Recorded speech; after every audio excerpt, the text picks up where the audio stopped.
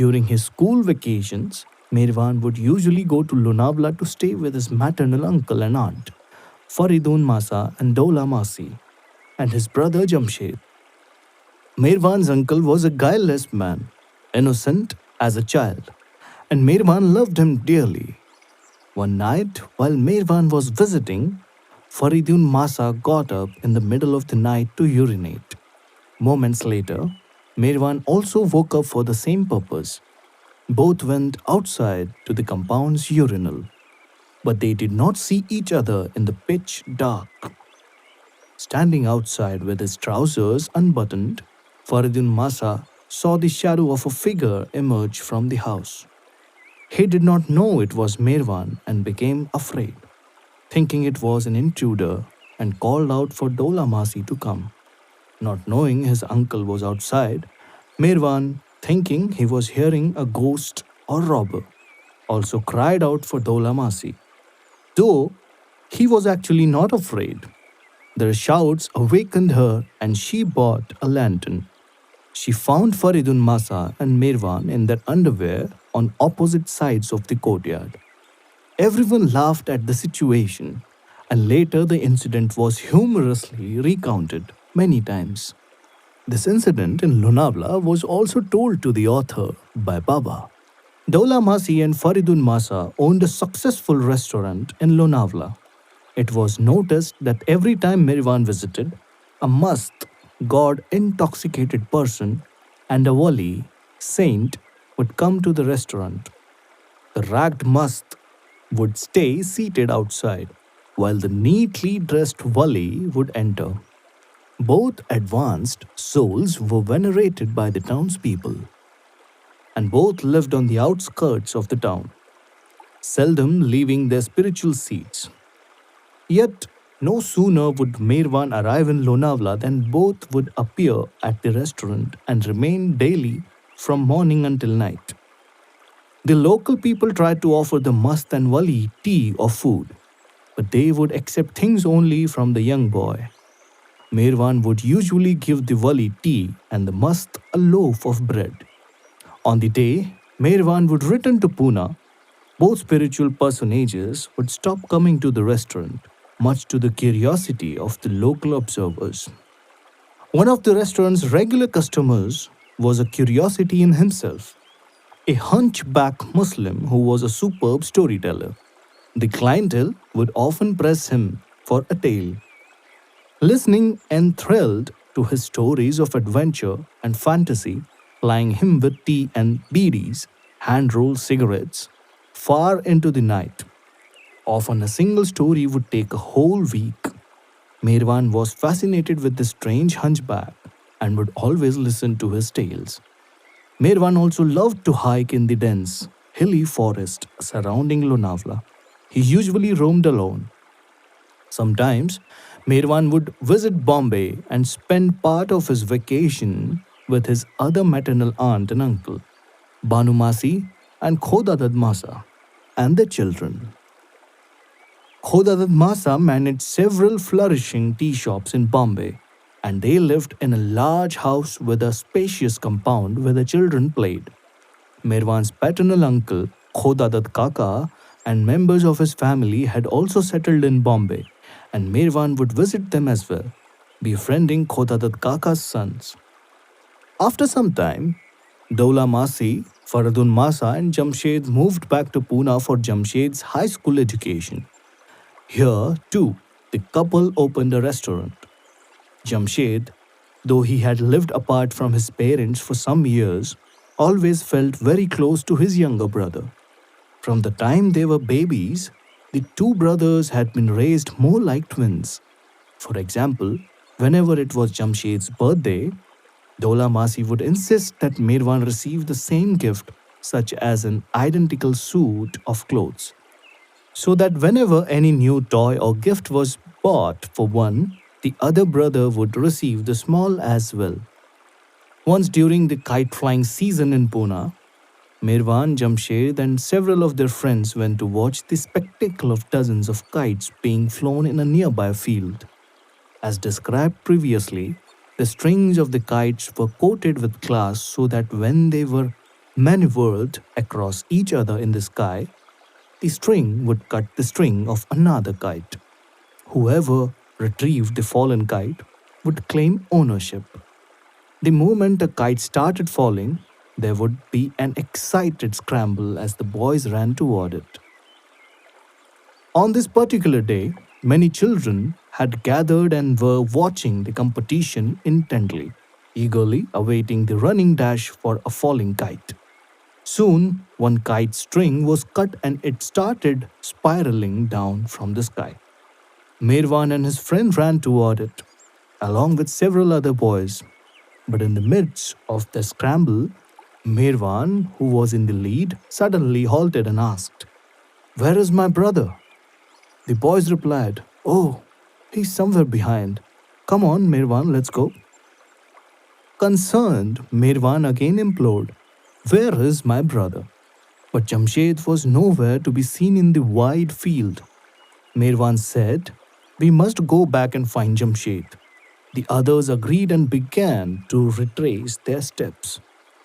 While they had been running, Jamshed had stumbled into an open sewer hole, was clinging to the edge. He was so frightened he could not even shout for help. When Merwan and his friend found Jamshed, they were able to pull him out. Fortunately, they were just in time as the municipality was about to release a torrent of water through the sewer and Jamshed could have drowned. The sewage spoiled Jamshed's clothing and he arrived home foul smelling and soaking wet. Upon seeing him, Mimo scolded him sharply. Jamshed started crying, which made Mimo even more upset. She made Jamshed stay outside, refusing to permit him to enter the house in his filthy condition during dinner time. Merwan, feeling sorry for his brother, inconspicuously went outside with several buckets of water and washed all Jamshed's clothing himself. Although Jamshed and Merwan loved each other, the two, like most brothers, would also fight. Jamshed was hot tempered and rash by nature. Merwan was not aggressive and seldom expressed anger. Both had been pampered, Jamshed by Dola Masi and Merwan by Mimo. But Merwan never acted spoiled. Jamshed had a wicked tongue, and the boys frequently disagreed. When Jamshed lost control of his anger, Merwan would not say a word, but would ignore him. Merwan's indifference enraged Jamshed even more and caused a bigger ruckus. Jamshed feared his mother's frequent scolding and punishment, so the elder brother would refrain from picking on his younger brother if Mimo were home. At times, Merwan would even accept the punishment for his older brother's mischief, as this incident from Bailey reveals. It so happened that once Merwan's mother told his elder brother Jamshed, whom we call Jam, to make some purchases from the cantonment market, and Jamshed asked Merwan to accompany him. Merwan was absorbed in his studies and was disinclined to go, but his brother persisted, so he agreed. Jamshed, who had a rough nature, was not in the mood to go shopping and was upset that his mother insisted he do this errand. On the way, Jamshed collided with a smaller Muslim boy and both of them started arguing about who was at fault. Merwan tried to pacify them, but in the heat of the moment, the Muslim boy uttered a particular word of abuse that made Jamshed lose his temper. Without regarding the consequences, he slapped the boy across the face and was about to do so again when Merwan intervened by thrusting the Muslim boy aside and taking the slap himself. As soon as Jamshed's hand touched Merwan's face, he calmed down and they continued to the market. A crowd had gathered on the road and witnessed how Merwan took the slap in defense of the smaller boy. This was the quality of character possessed by Merwan at the age of 10. But the incident did not end there. After Merwan and Jamshed had returned home, the Muslim boy brought his mother and a few neighbors and sought out Shirin Mai. Her name was yelled out and she rushed to the street, followed by Merwan. The Muslim boy's face was bruised and his mother wanted a word of apology. When asked who had beaten him, the boy pointed to Merwan. Merwan took it calmly and offered his apology in the presence of all the neighbors and passerby gathered there. And the Muslim boy and his mother left, satisfied. The accusation did not perturb Merwan. On the contrary, he seemed to enjoy it by the reaction on his face. He was smiling as he apologized. Shirin Mai, however, did not believe it and knew instinctively that Mirwan had been a scapegoat for Jamshed. Afterwards, Shirin Mai scolded Jamshed and wanted him to stop fighting. A third brother, Behram, was born on 20 June 1908 when Mirwan was 14 years old. Behram would grow up to be sweet-natured individual and took after Mirwan, while their brother Jal was similar to Jamshed in temperament. Both Jamshed and Mirwan knew that Jal was Mimo's informant and they avoided trouble when he was around. On Monday, 4th January 1909, Mirwan began attending the all-boys Roman Catholic St. Vincent's High School, considered the best secondary school in Pune. The school was named after the French saint Vincent de Paul, who did much work with the poor. It was run by Christian missionaries, and most of the boys were from wealthier families, but boys of all castes and faiths were admitted. Unusual for a Catholic school, religious instruction was not mandatory. Discipline, however, was strict and punishment for any mischief meant strokes with a cane. At St. Vincent's High School, Mirwan, now 15, entered the 6th standard and came into contact with new teachers and friends. Gradually, he started to like the school, and as in the Pune Camp School, he became a favorite of his teachers and classmates, especially the Christian boys. The principal, a German priest named Wilhelm Windhausen, observed something unusual about the boy's personality. Father Windhausen developed a great affection for Mirwan, which stirred envy in some of the other students. The gym coach also took a special liking to Mirwan and gave the boy personal training in the gymnasium. Although Mirwan was neither tall nor muscular, he was agile and a swift runner. His reflexes were exceptionally quick. The school had a large courtyard for athletic exercises and sports. Mirwan excelled in long distance running, high jumping, field hockey, and soccer, in which he also won many cups and medals. But his favorite game throughout his life was cricket. It was at St. Vincent's that Mirwan joined the high school's cricket team and became an excellent wicket-keeper. He amazed the spectators by deftly catching the ball and sending the player out. Once a cricket match was arranged between the strong team of the New English School and St. Vincent's. The New English School was considered the favorite since the team had won the trophy shield for many years in a row.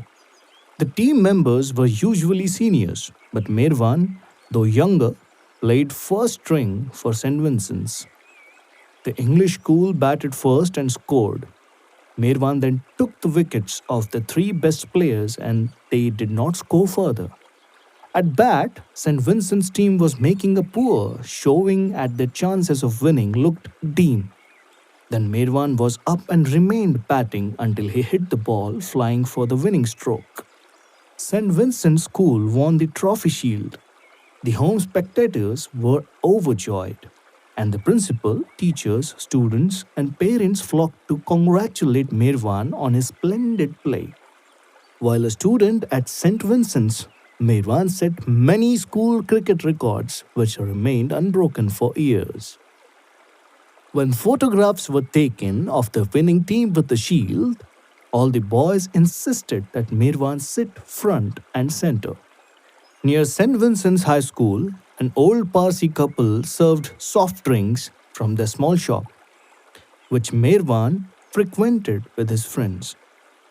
Parsis are the descendants of those Persian Zoroastrians who fled Muslim religious persecution and emigrated to India in the 7th and 8th centuries. Iranis, such as Meher Baba's family, are descendants of those Persian Zoroastrians who fled to India in the late 19th and early 20th centuries. Each time he came, the proprietress would dole out sweets to him by the handful, and he would share them with his companions. Whenever the husband was present, however, he would prevent this by ordering the boys out of the shop. The kindly old woman, nevertheless, would let Merwan know that he and his friends would come around to the back door. She had a special affection for Merwan in particular. At St. Vincent's, Merwan ranked high in almost all his subjects, particularly Persian, which he loved. He liked history and literature, but he did not care much for geography, science, and his nemesis, mathematics, although he never failed in these subjects. One remarkable characteristic about the boy was that he possessed a sharp memory and would easily retain what he heard or read about. In fact, Mirwan was considered to be so intelligent that some thought he cheated during his exams. One priest who thought he was cheating caned him, but afterward admitted, "There is something different about you, Mirwan, something special. Forgive me for beating you." "What is there to forgive?" replied Mirwan. "It is all right. It was a mistake. It is forgiven and forgotten." For school, Merwan read the works of Sir Walter Scott, William Shakespeare, William Wordsworth, Percy Bysshe Shelley, and later John Donne. Merwan had a deep passion for poetry and would ask his father to read the Divan of Hafiz to him and explain its true meaning. Father and son would sit together until late in the night as Shireen Mai castigated Merwan to go to bed. The boy would remember whatever poems Bobo read. Merwan never actually read the poetry of Hafiz himself, but only heard what was read to him in the original Persian by his father. Yet he was able to memorize the poems and quote Hafiz to the end of his life. More surprising was the fact that Merwan would recite verses from poetry that he had never read or heard, as if he had committed them to memory by reading them daily. Merwan knew the bhajans of the Hindu Sadgurus Tukaram and Swami Ramdas by heart, as well as the entire Bhagavad Gita and Ramayana. Tukaram, 1608 to 1649, was a perfect master and a famous Marathi poet whose abhangs, devotional songs, are still widely popular in Maharashtra. Swami Ramdas, 1608-1681, was another famous Maharashtrian poet, saint, the guru of King Shivaji, and also one of the perfect masters of his age. Merwan was also fond of quoting Rumi, although he had never read or heard his works either. In his spare time, he read books about different religions and spirituality, including the Gujarati writings of Sohrabji Desai of Navsari. He did not like romance or love stories, but he did enjoy detective stories. He was a devoted reader of the British weekly magazine, The Union Jack, which featured the exploits of Sexton Blake. Sherlock Holmes was another favorite. Merwan saved old issues and circulated them among his friends, thus inculcating in them the habit of reading.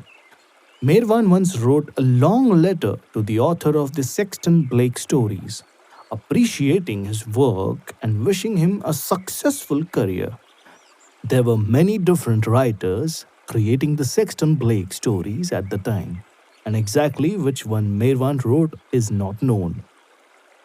Merwan also began writing articles in English and Gujarati, which were published in different Indian newspapers under the pen name of Huma.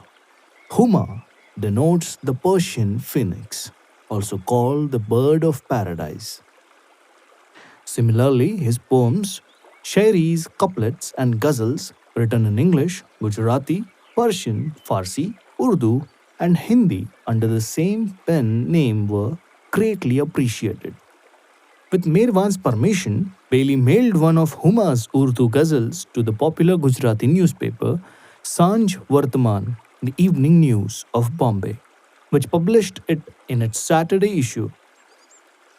Thereafter, every Saturday issue contained one of Huma's composition or articles. Later, the Bombay Samachar, another Gujarati newspaper, also published some of Huma's compositions. The poetic themes were invariably spiritual, emphasizing virtues over vices and the forces of good over evil. His poems spoke of the mystical Sufi tavern or wine shop and described spiritual longing, divine madness, and god intoxication. Although still a teenager, Merwan possessed deep wisdom and insight. If for any reason there was a delay or an article of poem was not submitted for publication, the readers clamored for more and the editor even sent Merwan a concerned letter of inquiry, a tribute to the soul-stirring ability of Merwan's writing. The popularity of his renderings can be gauged from the fact that once during a visit to Bombay in Kalbhadevi locality, Bailey overheard some Parsi youths in a music shop singing one of Mirwan's Urdu ghazals titled Money, Alas Money. The boys were singing the lyrics with such zest while dancing that some of the pedestrians stopped to listen. Mirwan's writings also drew praise from several scholars who wrote letters to the newspaper editors in appreciation of Huma's achievements. Had they known that a teenager had written these poems, they would have been even more impressed. Merwan was also drawn to drama and would act in plays at school as well as participating in the local YMCA, Young Men's Christian Association, productions. He played his role so brilliantly that he won prizes for his performances several times. On one occasion at St. Vincent's, he acted in a play titled Here She Goes, There She Goes, for which he was given a standing ovation. Jamshed would also take part in the school plays, and the two brothers would frequently rehearse together. Once Merwan wrote, directed, and starred in his own production titled Charkhe Manmoor, The Wheel of Desire. Charkhe Manmoor is a Gujarati expression, a metaphor for the endless cycle of needs and wants that ordinary human beings are caught up in. The wheel is constantly turning, and each turn brings with it a new desire, propelling a constant striving, a never ending search for satisfaction. A boy named Behram, who could not act well, wished to have a small role. Although most of the cast, Bailey, Jamshed, and others, did not want him to participate. They accepted him because his father was Dinshaw Merwan Irani, an important man in the Zoroastrian community. Dinshaw owned a large provision store on Sachapir Street, Dinshaw Merwan and Sons. He, his wife, and their son later visited Mehrabad in 1927 to pay their respects to Baba.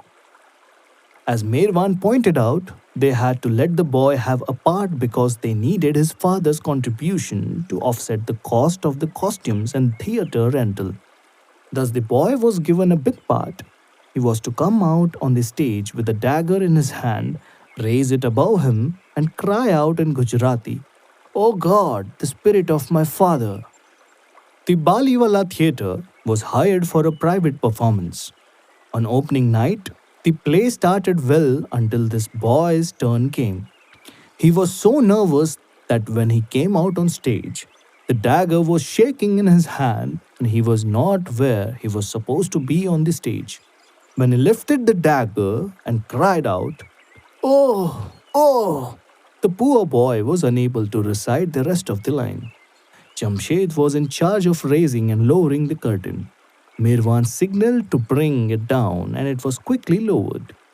However, because the boy was in the wrong place, the pole at the bottom of the curtain struck him on the back and he fell, with the curtain on top of him. Only his head was sticking out.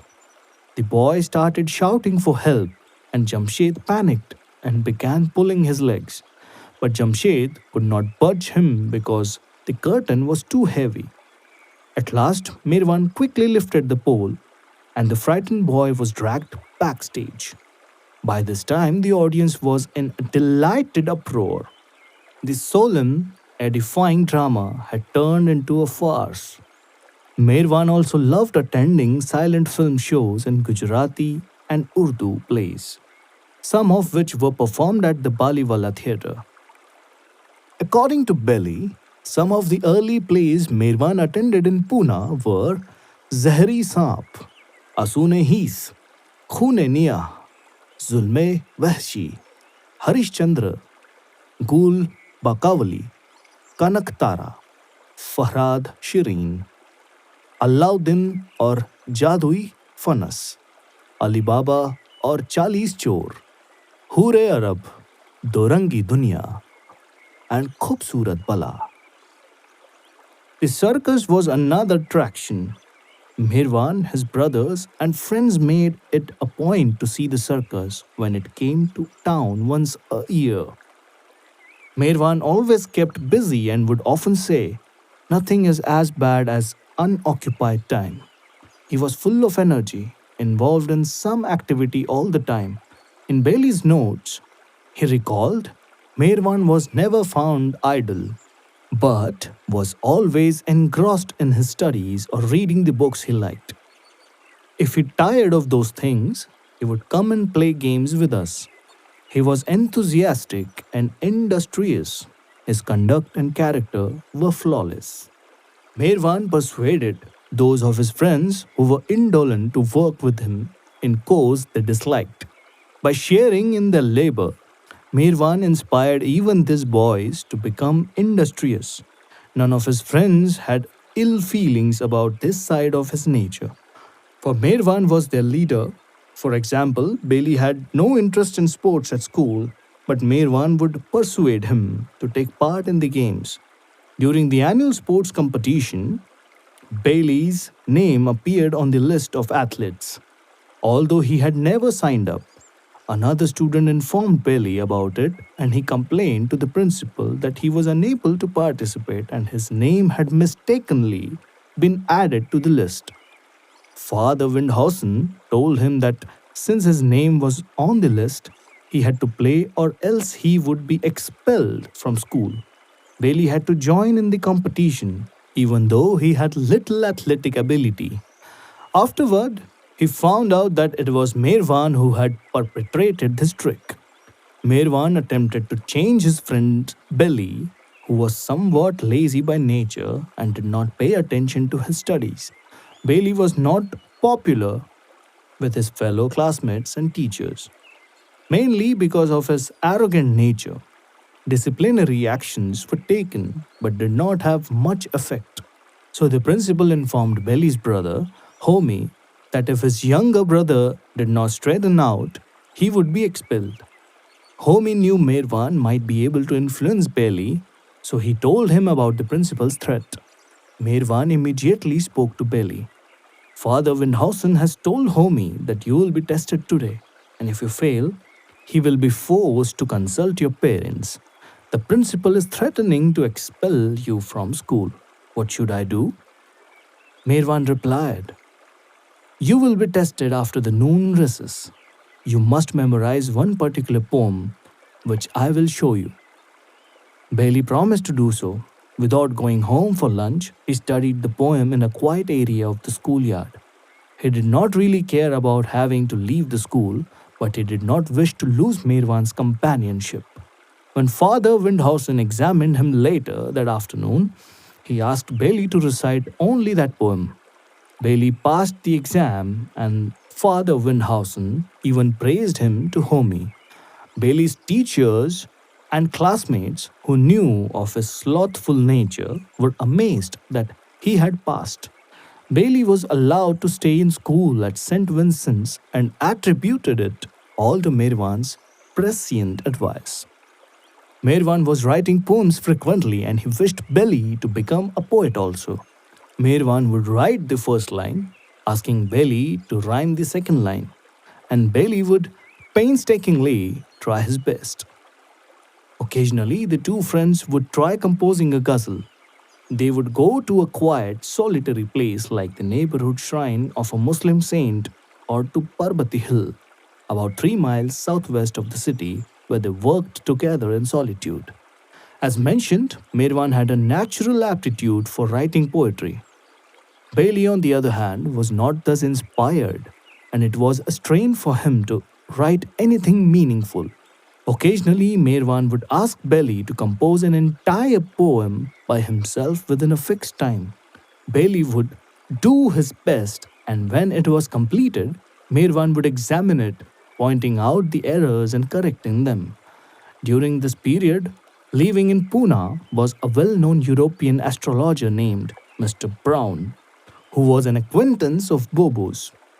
Mr. Brown persuaded Sheriarji to allow him to examine his son's time of birth and predict his son's future. Since he had been impressed with Mirwan for a long time, wanted to take a closer look at the boy's astrological chart. Mirwan did not believe in such occult sciences, but on his father's insistence, when he was 15, he and Bobo visited Mr. Brown one day. The man was also an adept palmist and wanted to read Mirwan's palm first before doing an astrological chart. He scanned the boy's palm intently and became confounded. He usually required only 10 minutes to read someone's palm, but he was so astounded that he examined Mirwan's hand for over an hour, consulting various books after minutely studying the lines. Mr. Brown then solemnly declared to Sheriarji, "In the future, this boy will become the greatest philosopher of the age." Mr. Brown's prediction, however, produced no effect on either Mirwan or his father. Mirwan disliked fortune telling or the occult arts and refused to discuss the subject. With the passing of time, the family forgot about the man's prediction. Mirwan's character sketch, foretold years later by another astrologer, proved accurate.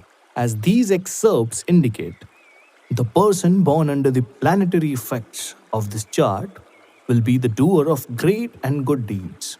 The man will be industrious. He will attain glory and fame all over the world. This person's devotion is profoundly deep and intense, and there will come a day when renunciation of all worldly things will manifest. Then he will become a great yogi and be acclaimed and worshipped as a great being. Anyone coming under this person's gaze or influence will be captivated and charmed, for his power of attraction and personality are marvelous. In conclusion, this soul will do some great work for humanity. Why is he born? To carry out the will and work of God on earth. This illustrious soul will be the medium of salvation for all who come in contact with him. Mirwan's family had grown, so they moved into rented rooms at Bhagwan Das Chawl, where they lived for about 2 years. A chawl is a residential apartment block, usually multi-storied, consisting of series of small rooms or tenements on each floor, linked by a hallway. Since Mirwan had changed schools, it was not possible for him to see his old friends as often as he would have liked. So he established the Cosmopolitan Club on the first floor of a building not far from Charbaudi, the neighborhood that Hazrat Baba Jan inhabited. Boys of different religions would gather at the club, and nominal membership fees were collected to pay the rent and make purchases. A treasurer and secretary were appointed, and the president was Mirwan, who would keep an eye on all receipts and expenditures. Games such as chess, checkers, cards, dice, etc., were provided for the members to enjoy.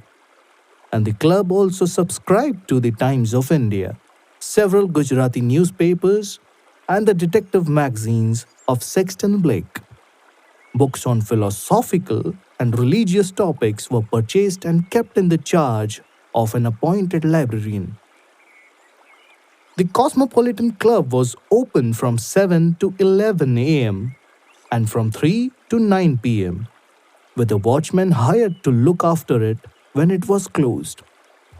The following six rules were drawn up by Merwan. 1. The use of indecent language is forbidden. 2. Drinking of any alcoholic beverage is forbidden. 3. Gambling is not allowed on the premises. 4. Quarreling is not permitted.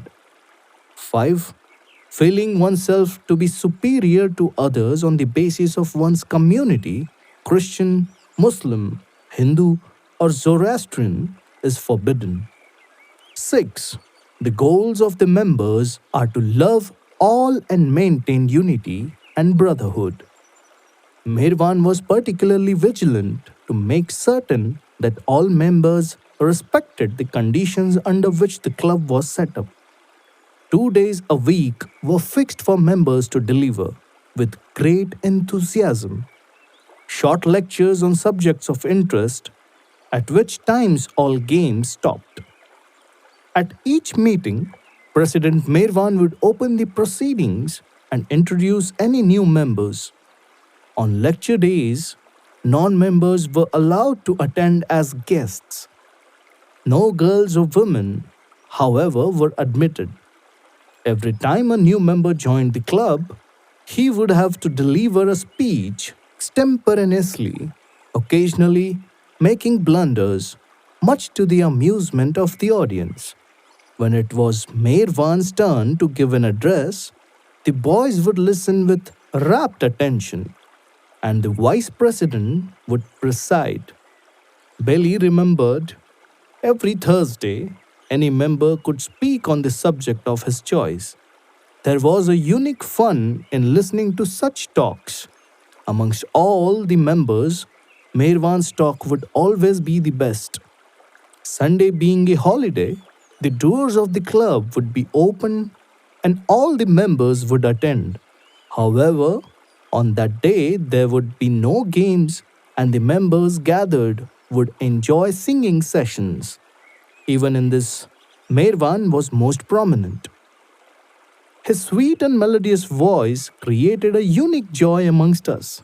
Without the accompaniment of tabla or harmonium, just by playing his dholak, an Indian drum, with both hands, he would sing the Urdu, Gujarati, Farsi songs and shairis, couplets, so melodiously that the members would start swaying.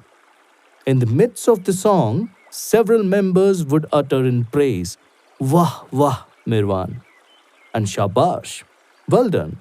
Passers by would often stand outside the club listening and appreciating the music. There was only one European club member named Richard Dick, who could not speak any language other than English. Merwan started giving Richard lessons in Persian so that it would become his second language.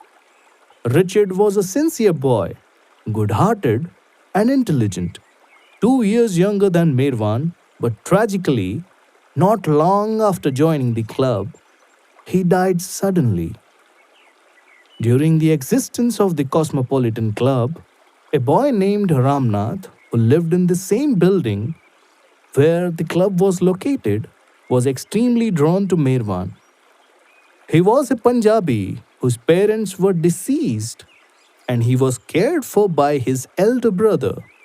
Ramnath became so obsessed with Merwan's companionship that he became a member of the club just to be able to see Merwan every day. A close friendship was formed between the two teenagers. Ramnath was the first Buddhist in the club. He was devotedly religious and well read in Buddhism and other religions. With firm faith, the youth tried his best to follow Lord Buddha's precepts, and he would always repeat Buddha's name. Mervan and Ramnath would go off to a secluded spot to meditate on God together. The two boys particularly liked going to the burning ghats, the Hindu crematory grounds, where they would sit repeating different names of God.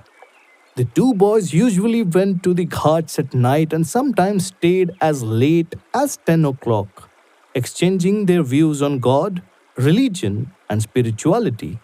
Ramnath lived only for these sessions with Mervan and disliked worldly subjects, which he found tiresome. One day, Ramnath showed Mervan a new book he had purchased on the life of Gautama, the Buddha, titled Buddha Bhagwan, Lord Buddha. Thumbing through the pages, Mervan came to a passage where Buddha said, "When I return to earth, I will be called Maitreya, merciful one." Instantly, Mervan felt that he was the very same merciful one to which the passage referred. He looked at Buddha's picture and felt within, "I am the Buddha." But he asked himself, "Am I really the Buddha?" And his inner voice assured him with conviction, "Yes, Mervan, you are." The name Meher can also mean mercy. Seated watching the burning corpses at the cremation grounds, one night Mervan asked Ramnath, "My friend, since you are so interested in Buddhism, why don't you go to Rangoon, where you can learn much more?" Ramnath always took Mervan's advice to heart, and soon after he traveled alone all the way to Rangoon in Burma, although he was only 16. Falling critically ill in Burma, Ramnath returned to Pune and was admitted to Sassoon Hospital, where Mervan would visit him every day. Ramnath told him, "I returned to Pune only to see you, Mervan." After a few days, during one of Mervan's visits, the young man died with his head on his friend's lap. Unknowingly, Ramnath left his mortal body on the lap of his beloved Lord Buddha. From his youth, Mervan was characterized as being an extremely compassionate individual. For example, he devised a plan to spend the savings of the Cosmopolitan Club to help the poor in Pune.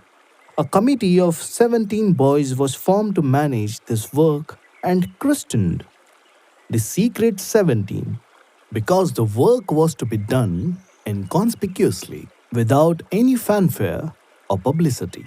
Mervan's rich friends also contributed to the club's funds. A cash box was made and its key kept with Mervan. This money was used to help some poor family or disabled person and occasionally to take a destitute person to the hospital. If no donations were received in a certain week, Mervan himself, at the sacrifice of his own needs or wants, would donate money. Thus, the committee was able to carry on its charitable work. Another incident illustrates Mervan's uncommon kindness as a young man. One morning, he and Bailey were passing through Sachapir Street in the camp area. Mervan was on an important errand, and both were in a hurry when Mervan's eyes fell on a derelict lying by the roadside groaning. Most boys would have hurried on their way even more quickly, but not Mervan, who stopped to inquire about the man's identity, under whose treatment he was, what complaints he had, and so on. The man explained his illness and said that he was taking medicine from a municipal charitable dispensary. Bailey was irritated and impatient, reminding Mervan of the urgent nature of their errand. But Mervan waved away Bailey's repeated protests not to get involved and to leave the bum lying where he was. Finally, Bailey left in impatience, complaining that any help would be in vain. Mervan had the man admitted to a hospital through the intervention of his own family's physician. Mervan had the man's soiled clothing removed and burned and gave him a hot bath along with new clothes. For 2 months until the sick man recovered, Merwan nursed him and made sure he took medicine and nourishment regularly. When the doctor pronounced him cured and permitted him to leave the hospital, Merwan helped find him a decent place to stay and work and visited him occasionally. When Merwan was 16, he had to resign as president of the Cosmopolitan Club since he had to prepare for his matriculation examination. He needed to concentrate on his studies, and considering his other activities, it was not possible to continue as president. He had been the life of the club, and it was sad for the other boys to see him depart. Richard Dick was elected as president in his place. Soon after, the club disbanded because the other original members, the main contributors, also went on to higher studies or entered business after they graduated from St. Vincent's. Although the Cosmopolitan Club lasted only a few years, through it, Merwan laid a foundation of idealism and selfless service among its members. Whatever money remained at the dissolution of the club, from club dues, sale of furniture, books, magazine, game sets, etc., was first applied to pay the rent on the premises. A meeting was then called to decide how to use the balance. All proposed to leave the disposition of the amount to Merwan's good sense and discretion. At Merwan's suggestion, it was decided to use the money for the benefit of poor and needy families by providing them with grains, clothing, bedding, and blankets for the winter. Because there was not enough to fully fund this noble philanthropic proposal, one of the boys proposed wagering the entire remaining amount at the horse track. If it is in the destiny of the poor to win, the boy remarked, then that is what will happen. Merwan approved the idea. One afternoon after lunch, Merwan, Belly, and two others went to the races at the Pune Turf Club. Bailey described what happened. Merwan had no experience of races at all, except for watching the horses race. Standing outside the racecourse railings, he had not done this before.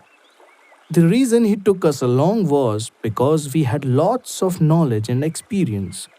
The first race was to start at 2:30 p.m. Thousands had gathered and lakhs, hundreds of thousands of rupees were in play. We placed a bet on a horse in the first race, but we bet only part of the money. The bell rang, the race finished, and the names and numbers of the first, second, and third place winners were announced and written on the board. There was a lot of noise and hustle bustle all around. The horse we had bet to win had come in third. Had we bet on this horse to finish third, we would have made a little money. Trying not to commit the same mistake, we bet half of the remaining amount on the second race on the favorite boat to win and to place third, and waited in hope. Here again we met with disappointment since the horse we bet on lagged from the start and finished poorly. Now we had only one last chance to try our luck. Merwan suggested that we pass on the third race and bet on the fourth race, even though his two advisors were eager to try to win immediately. They were of the firm opinion that we would surely win in the third race. They also suggested that the plan had been formed at the outset to play the first three races, and there was no reason to alter the plan. Merwan was helpless against this argument. Thus, with pounding hearts, they placed a bet for the third race, the entire amount on one horse to finish first and third. The outcome was just as disappointing as in the prior two races. And now the money was gone. Merwan quietly started to walk out of the racecourse. All our efforts to stop him and to pacify him were in vain. I too followed him. On the way, he paused for a while, shook his head sadly, and said, Billy, The fate of the poor is always poor. There is no doubt about it. Poor fellows. Saying this, he sat down on a large stone nearby, holding his head in both his hands. He sat there for a few moments, absorbed in deep thought, and then quickly stood up and said, Man proposes and God disposes. God's will always prevails. So be it. There is no need to be displeased or disheartened over it, because God alone knows His plan. We have not the slightest knowledge of it. Whatever has happened is for the best.